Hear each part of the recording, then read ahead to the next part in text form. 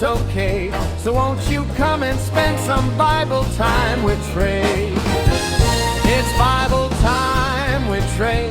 If you don't have one, that's okay. So won't you come and spend some Bible time with Trey?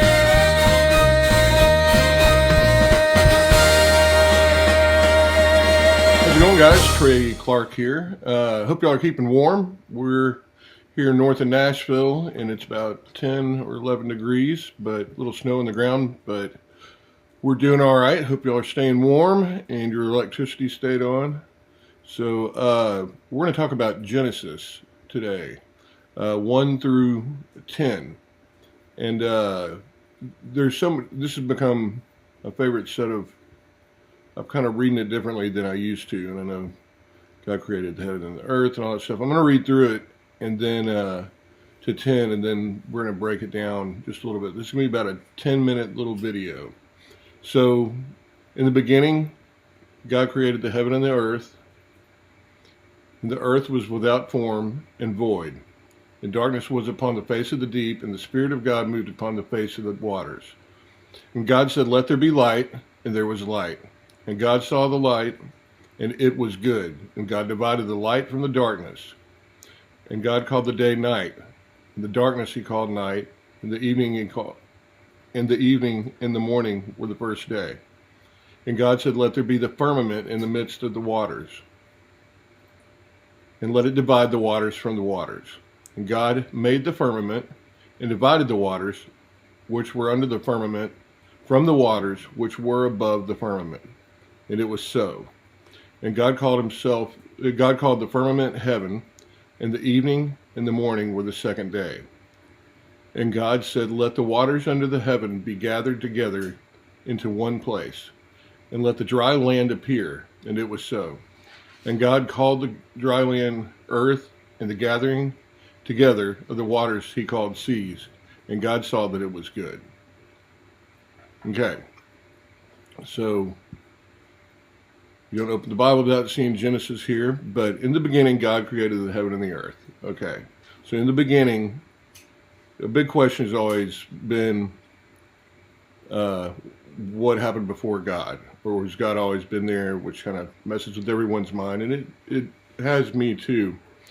But what I figure is,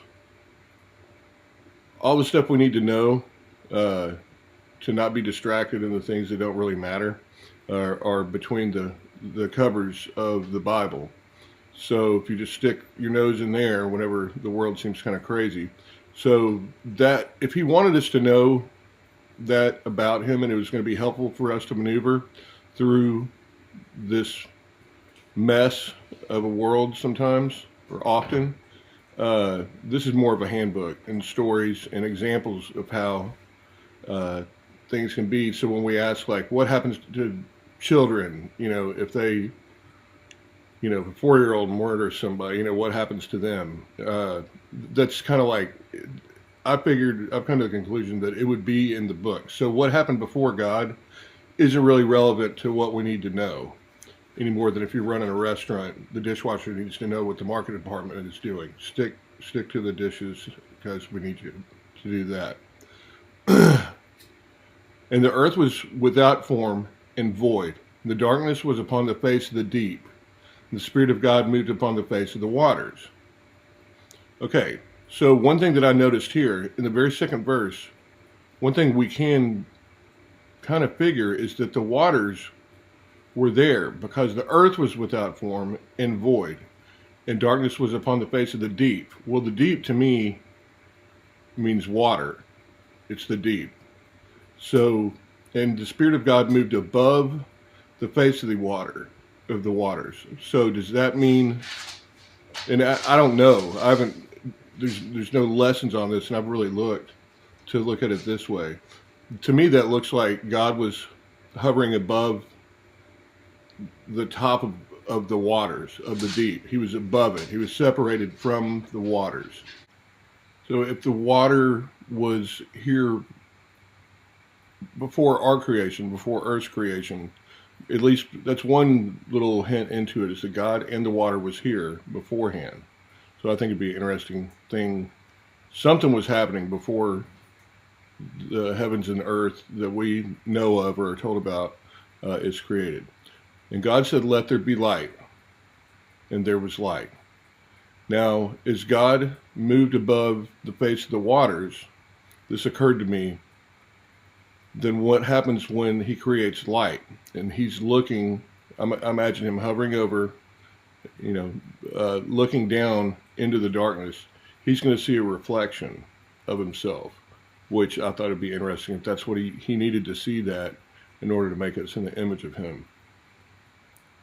Now, another thing, whenever He says, "and it was so," I've noticed that he does that after He does something. And after He calls it something, He said it was good. So and God said, "Let there be light," and let there be light. He doesn't say, "and it was good" there, and God saw the light, that it was good. And God divided the light from the darkness. Okay, so we already know that there was without form in the face of the deep, and darkness was upon the face of the deep. So He created the light, which automatically separates that. And I think that's kind of when they speak figuratively about us stepping into the light, it always overcomes the shadow. So, and God called the day night, or the light day, and the darkness He called night. And the evening and the morning were the first day. And God said, "Let there be a firmament in the midst of the waters, and let it divide the waters from the waters." And this comes down to, do you believe in these words here? Or do you think it's just a story or whatever? This is very specific about a firmament.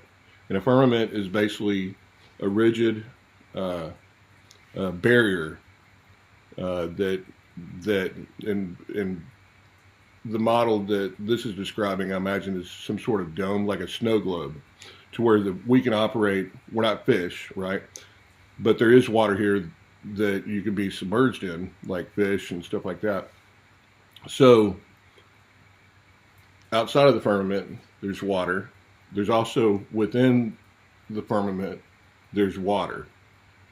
And it can't just be water. So we'll get to that. He divided the waters from the waters. The waters above and below, He divided into the oceans and the lakes and stuff. And then God made the firmament and divided the waters which were under the firmament from the waters which were above the firmament. And it was so. So, basically, same thing I just said. And God called the firmament heaven. Okay, so the firmament itself, to me, it's possible that it's a bioluminescent type thing, just like the bioluminescent algae. And if you vibrate that algae, if you swim through it, it lights up. And I think that's what we're seeing with the stars and stuff. Or, that's an idea. And the evening and the morning were called the second day. And God said, "Let the waters under the heaven be gathered into one place," which would be the oceans, "and the dry land appear." And it was so. So the waters basically are something that are not land. They're two separate things, just like day and night. And God called the dry land earth. Have you ever noticed that if you just move that H around here, it says heart? And the gathering together of the waters He called the seas. I'm more of a lake man myself. And God saw that it was good. Okay, so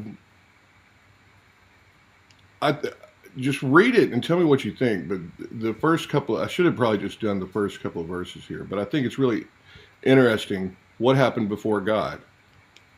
It would be in Genesis if it was helpful for us to know, but like a tree of knowledge thing.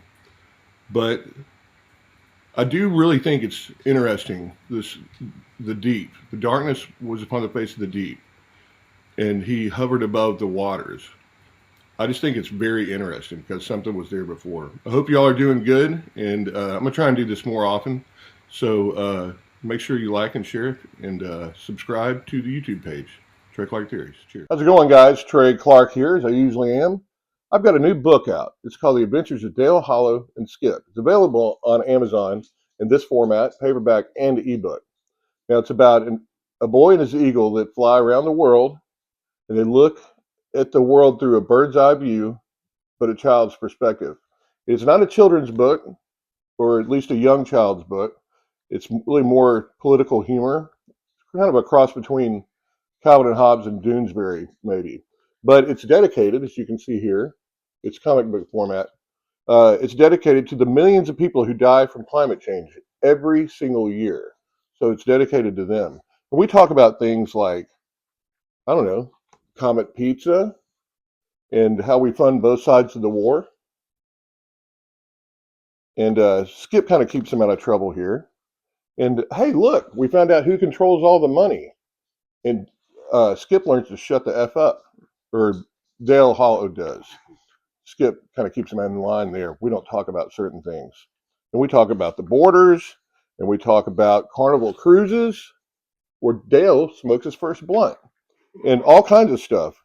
And there are lady pilots, and he learns that he gets dropped every time he brings up wanting to play women's sports and be the best at it ever. They go to Somalia. Very relevant. There's a nice picture of me in the back here that is not photoshopped. This picture was taken as a very serious picture, a very serious time in my life, about 2 years ago. Unlike Beth, who uses 8-year-old headshots for her about the author. But it's really good, and I think it's $12.99 for this book here, and it's a short read, but you can get it on ebook, and it's just as good. And so I hope you like it, and that's what today's show is sponsored by. The Adventures of Dale Hollow and Skip. So won't you come and spend some